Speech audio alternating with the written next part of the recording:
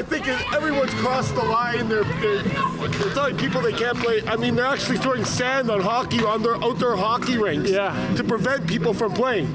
Like, if that's not mocking your country's identity, if that's not kind of provoking you, then I don't know what it is. How is this happening here? I'm just trying to get an answer why some protests are allowed with violent protesters, sir, and these people aren't allowed to play a little game of pickup hockey. Detached, unconditional love, where you move from the point of fear and sadness, and you move into the place of, I don't care what you do to me. I don't care if you harass me or hurt me or ticket me or arrest me or do worse. I cannot allow that to happen to our young people. I cannot allow my children to be locked inside, away from all their friends and what they're supposed to be doing right now. And to hear my children say, how can we go forward? What parent can stand for that? And what Canadian can allow for our children to go home with $125 tickets for playing hockey with one other friend on the ice? And what really makes me angry, is that we're supposed to sit and watch the NHL at home?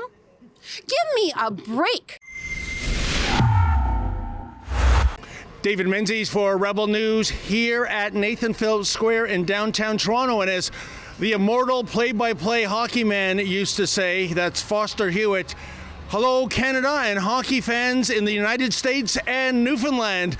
We're about to have a game of hockey here, folks, not ice hockey. We're not going to the Maple Leaf Gardens or whatever they call the new replacement rink down at the Lakeshore. I am with Michelle Rosetta, and there's going to be a little impromptu street hockey game here. And I understand, Michelle, the idea of this hockey game / protest is to stand in solidarity with Ocean Wiesblatt. He was at Calgarian, who incredibly was threatened to be shot with a taser for the egregious crime of skating on some ice. Before I fucking taser you. Ocean! Right now! Why are you tasering? I was already shocked and appalled and devastated with the current situation. But it was when I saw that video of Ocean, really what I felt was inherently standing up for what he knew what was right. And when I saw him brutalized and assaulted as a mom, as a Canadian, as a human, that's where I drew my line in the sand.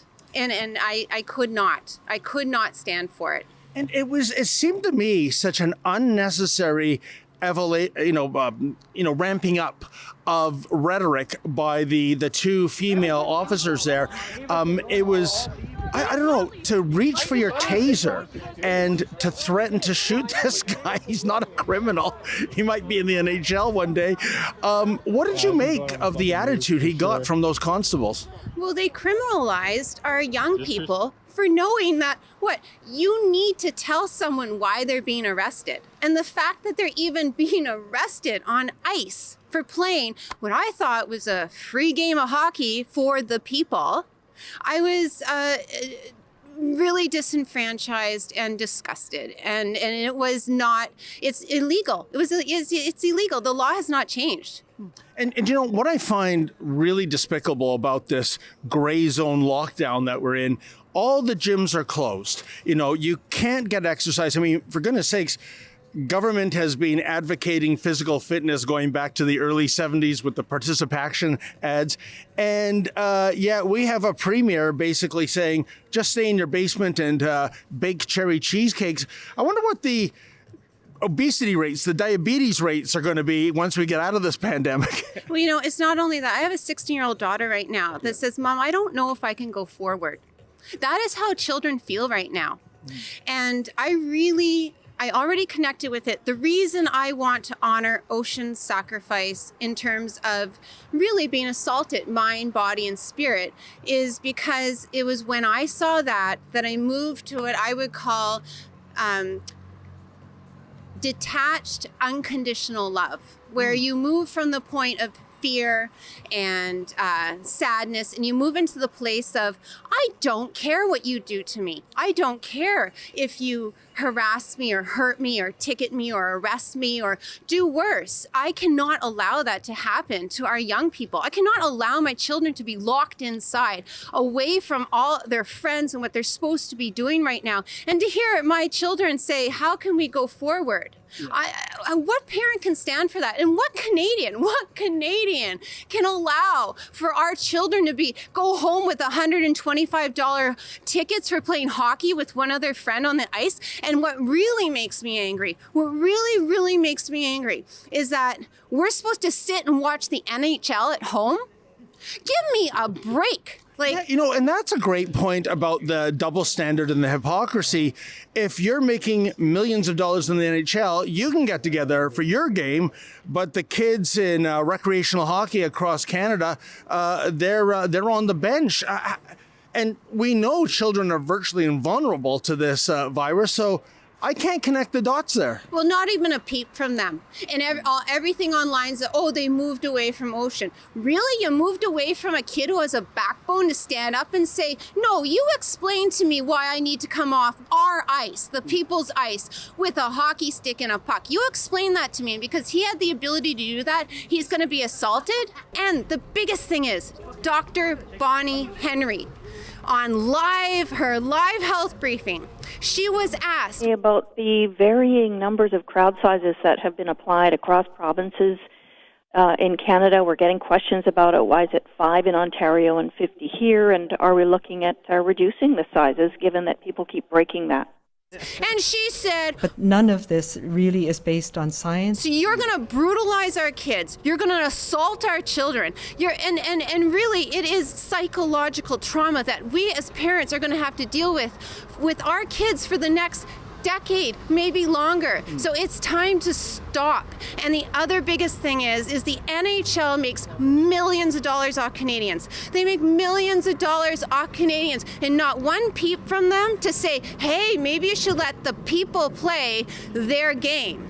100%. And just before you get your game going, I am absolutely delighted of all the venues in Toronto, you picked Nathan Phillips Square.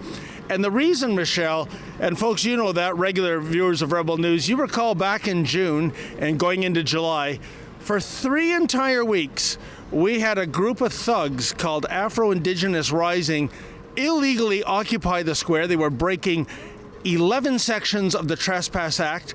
The security guards, the police, they turned a blind eye to that, but we got harassed for the egregious crime of practicing journalism. Check out this blast from the past. I love you. I love you. Oh, I love you. Don't run away from love. Don't run away from love.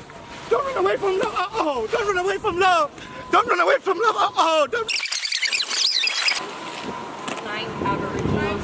One minute, sir. Yeah. What's your purpose here? I'm a cameraman. Can I see? Are you going to stop me instead of them trying to block me? I'm asking you. I don't have to provide you anything. Okay, well, just like they don't have to provide anything to you. I'm not harassing them. They're following me. You are in their space. Oh, this is their space. Occupied. Yeah, Can you please stop? No. Just came here to see what's going on. You guys are getting violent right away. So there you go. And here's the thing. I'm just curious, Michelle, if you're going to get away with playing hockey, or these security guards who love to trespass law-abiding citizens are going to come down on you. We'll just have to see if that double standard plays out tonight. Are we still on? Well, I said we're not camping out. We're not staying here. Oh, so you had a conversation with a security guard? Yeah, I said we need a half an hour to be able to send our message out to Canadians. And just to remind people, if anything, we have power. We have power that you need to enact on, and we don't need to be scared. And think about even, yea, though I walk through the valley of shadow and death, I fear no evil, for I have thy rod and thy staff to accompany me. Okay. And I would suggest any Canadian who picks up a hockey stick in solidarity with Ocean and our young people and the people of this entire land that we call Canada, that they know they do not have to be afraid. Well, Michelle, have a great game. I'm sure Mayor John Tory from his ivory tower is looking down. He's steaming right now. He's turning red. He doesn't like for people to have fun in Hogtown anymore, but you're going to have some fun, and we'll be here just in case the hired muscle come and give you a tough time. So have a good game, my friend. Oh, thank you so much. Thank you. Gratitude for everyone's strong spirit. It's so good. Great. Yeah. Thank you so much, Michelle. Our home and native land, true patriot love, in all thy sons command. I would have joined in on the singing of "O Canada" too, folks, but the fact is I just don't know what the lyrics are anymore. Drop the puck, and as we drop the puck, let freedom reign throughout our land and beyond. So, Dave? Okay, let's have a clean game out there. Money's on red too. Oh, I got Anyone want to take a step? For this one, I think I'm going to give a penalty 2 minutes for looking so good. Ready? Wrong. Here we go.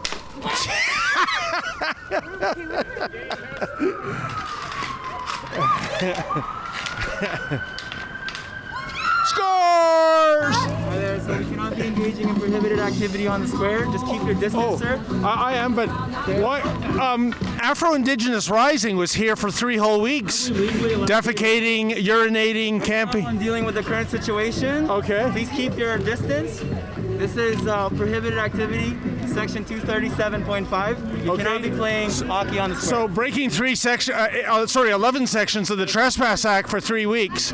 That was prohibited activity. Why? I'm dealing with the current situation right now. Okay, well, why wasn't that situation dealt with? You guys have to back up. You can't be doing this. Prohibited activity. Music has to be turned down.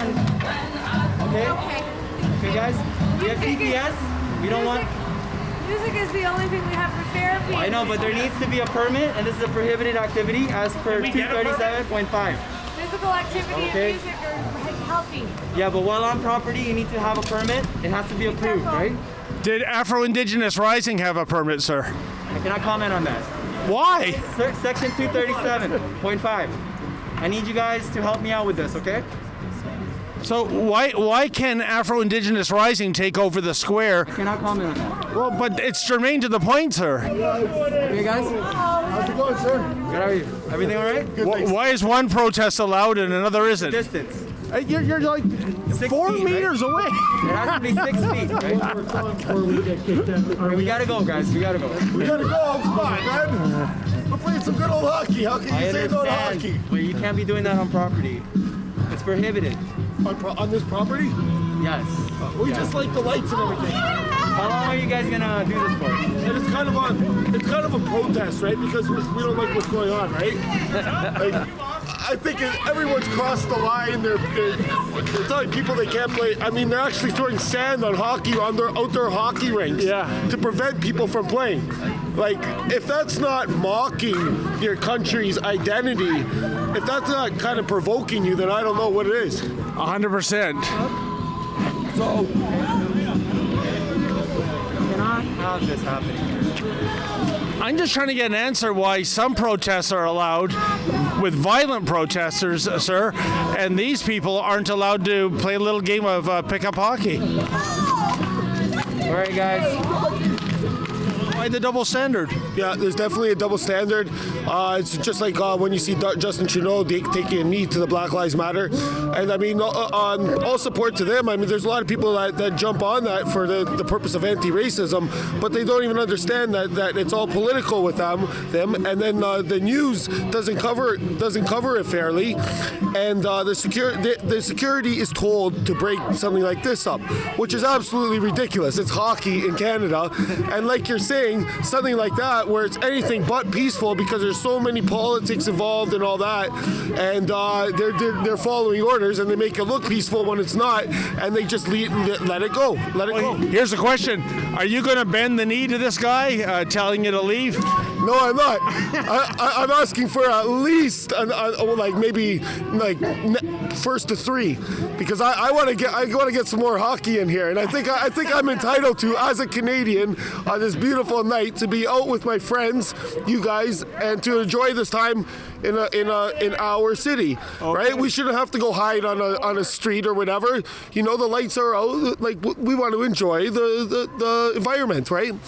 Regardless of knowing all the ramifications of everything that's going on, we need fair play for the people. And that's not happening right now. And as moms, as parents, as Canadian human people, we demand that these lockdowns end and that our children are allowed out to play, especially when there's no science supporting that this can't happen. Well, it was a great point you made today, and I still see the security wandering around. I don't know if they're going to issue a ticket or not. They're probably just going to be relieved that you're leaving. Like I said, Mayor Tory is probably looking down from the penthouse of the West Tower. But, you know, Mayor, why don't you just tone down the rhetoric, tone down the police state politics? In fact, if I may, why don't you just get the puck out of here? For Rebel News, I'm David the Menzies. Well, thankfully, there were no fines issued at this hockey game / protest. But folks, if you have received a fine for violating Wuhan virus protocol, we want to hear about it. Go to fightthefines.com. That's fightthefines.com. Tell us your story. If it has merit, we'll get you a top-notch criminal lawyer. We'll crowdfund your legal fees, and we won't stand for this continued violation of our rights and freedoms.